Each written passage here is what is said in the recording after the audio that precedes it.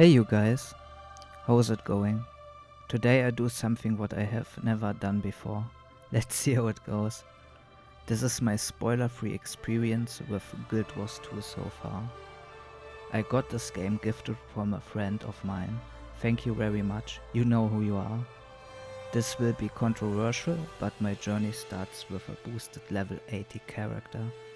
After watching some guides and consorting with my friend, I concluded that a Necromancer would be the best pick for me. The first thing I did was going into the Path of Fire expansion. I thought to myself that I just wanted to unlock those mounts, so I can level a new character faster. I'm usually not a big fan of leveling in general. What can I say, I got hooked and just rolled with it. I really like the play style of my Necromancer and the story in general. In between the story content I took part in a seasonal event called World Boss Rush. There were tons of people participating. I got a lot of items and currency from this event, which made me very happy. I watched some more guides and changed my Necromancer into a Power Reaper build, which is a specialization of the Necromancer class. I waited for a while before doing so because I wanted to unlock most of the class before I made the change. On the Path of Fire maps there are a lot of hero points you can get. Those are basically skill points you can use to unlock traits and abilities for your specialization.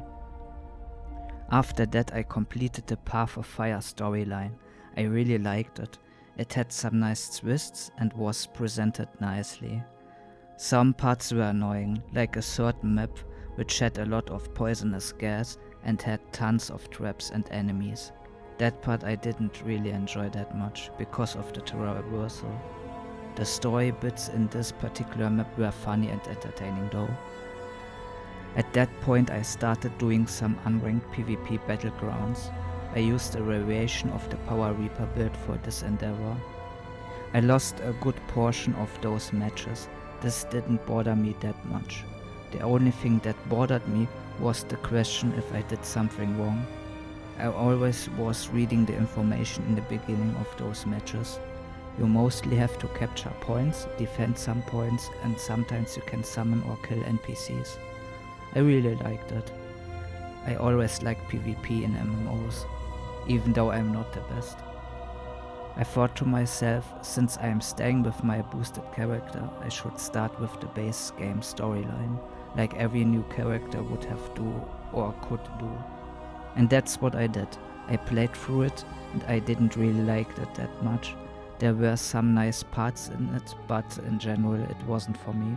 Those mounts certainly helped making it more bearable to navigate to the parts where you are supposed to travel to.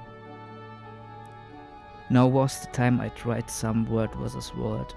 It was a bit confusing to navigate and what to look out for at first. But I am getting better at it. I just went in and captured some soloable objectives from time to time and started working on the Warclaw mount, so I could actually move a bit more reasonable through the environment. I also started working on my Griffon mount. That was something I never have done before, same for the Warclaw. You need to do certain achievements to unlock those.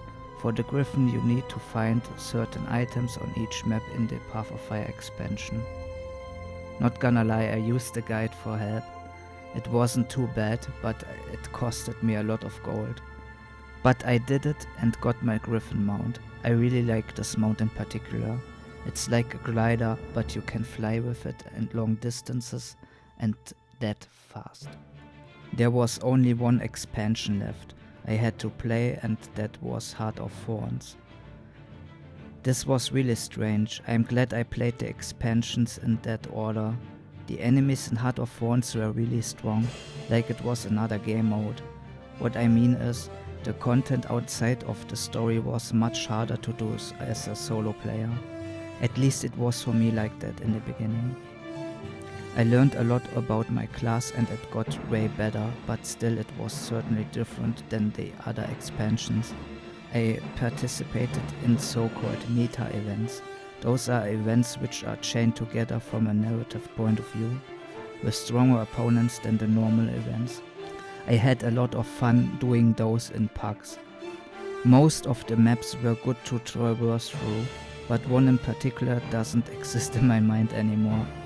In the beginning this map was so confusing and a pain to go through. A lot of enemies and different floors to find your desired destination. I also didn't like that most of the hero points in Heart of Thorns needed more than one person to clear. On the other hand, I really liked the story. Some nice twists and, generally speaking, a good presentation. If I would have to pick an order on what expansion I liked more, I would say first place is going to go to Path of Fire, second place would be Heart of Thorns, and the last one for now is the base game storyline. There is a lot more content I didn't give a try yet. Just to have mentioned them, there are dungeons, raids, guild events, fractals, and strike missions.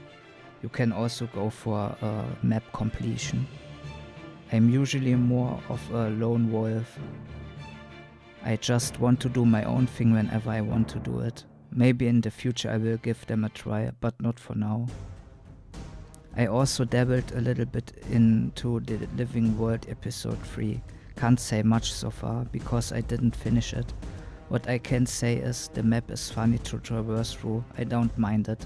Also funny content to enjoy, at least at the point where I am at. What I realized is that this seems to be the in-between story content. Sometimes ArenaNet gives out Living World content for free. That's how I got my fingers on it. And that's the part where I talk a little bit about the cash shop. I personally don't mind it, since the game is buy to play and well, I got it gifted as mentioned before. You can buy outfits, boosters, loot boxes and or the keys you will need to unlock those. Unlimited gathering tools, gathering nodes for your home instance, skins for mounts, gliders, little devices to call the bank, auction house or getting information about world bosses and the ability to teleport to those. This is not all, but so you can get an idea. The cash shop currency are diamonds. You can buy those diamonds with real money or you can convert your gold into diamonds. This also goes the other way around. The economy looks stable to me. You can make, buy or sell orders. And the prices aren't inflated, at least from what I can tell.